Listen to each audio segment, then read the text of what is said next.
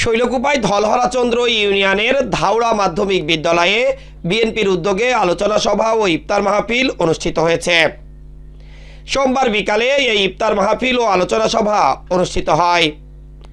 এতে ইউনিয়ন বিএনপির সাবেক সভাপতি টিক্কা জোয়ারদারের সভাপতিত্বে ও সাবেক ছাত্রনেতা কামাল হোসেনের সঞ্চালনায় প্রধান অতিথি হিসাবে উপস্থিত ছিলেন কেন্দ্রীয় বিএনপির সহ সাংগঠনিক সম্পাদক বাবু জয়ন্ত কুমার কুণ্ডু। এ সময় বক্তব্য রাখেন জেলা বিএনপির উপদেষ্টা মনিরুল ইসলাম হিটু, জেলা বিএনপির উপদেষ্টা সাবেক চেয়ারম্যান ফিরোজ বিশ্বাস সহ বিএনপি ও এর অঙ্গ সহযোগী সংগঠনের নেতাকর্মীরা।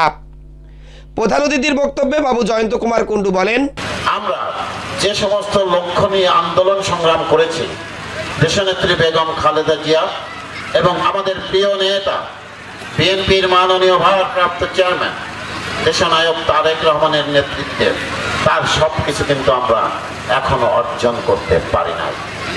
হাসিনা বিদায় নিয়েছে, ডক্টর ইউনূসের নেতৃত্বে নির্দলীয় নিরপেক্ষ অন্তর্বর্তীকালীন সরকার গঠিত হয়েছে, কিন্তু আমাদের যে মনের ক্ষুধা 16 বছর যাবৎ আমরা ভোট সেন্টারে এসে ভোট প্রদান করতে পারিনি।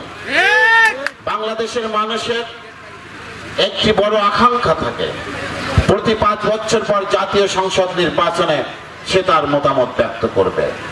ইউনিয়ন পরিষদের নির্বাচনে, উপজেলা পরিষদের নির্বাচনে, পৌর নির্বাচনে মানুষ তার মতামত ব্যক্ত করবে।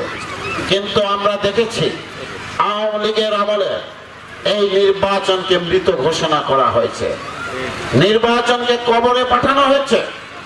মানুষ তার অধিকার প্রয়োগ করতে পারে নাই, মানুষ কথা বলতে পারে নাই, মানুষ চলাফেরা করতে পারে নাই।